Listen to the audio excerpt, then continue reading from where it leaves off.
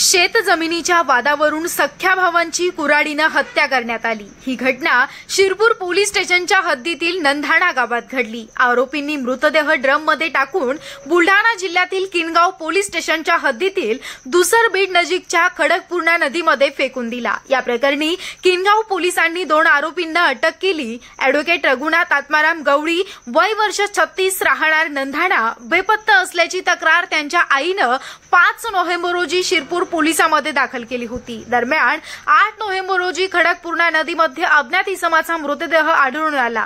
किनगाव जिल्हा बुलढाणा पोलिसांच्या तपासात तो नंधाणा येथील ॲडव्होकेट गवळी यांचा असल्याचं निष्पन्न झालं। या प्रकरणी पोलिसांनी मृतक ॲडव्होकेट गवळी यांचे भाऊ नंदकिशोर आत्माराम गवळी वय वर्ष 28 यास ताब्यात घेऊन सखोल चौकशी केली असता ॲडव्होकेट गवळी यांची नंधाणा येथे मृतक ॲडव्होकेट गवळींची वाशिमला वास्तव्य स्वतःच्या सख्या भावांनी त्याची हत्या केली। ते मृतक ॲडव्होकेट रघुनाथ आत्माराम गवळी हे वाशिम शहरामध्ये कुटुंबासह वास्तव्यास होते अशी माहिती प्राप्त झाली असून सोयाबीन सोंगून नेल्याचा राग। नंधाणा येथे गवळी कुटुंबाची शेती असून नंदकिशोर आणि एकनाथ गवळी या 2 भावांनी त्यात यंदाच्या खरीप हंगामामध्ये सोयाबीन पेरलं होतं।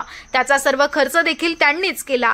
मात्र मृतक ॲडव्होकेट रघुनाथ गवळी हे सोयाबीन सोंगून घेऊन गेले। त्याचा राग आरोपीच्या मनात होता। त्यातूनच हत्येची घटना घडली असावी असा अंदाज वर्तविण्यात येत आहे।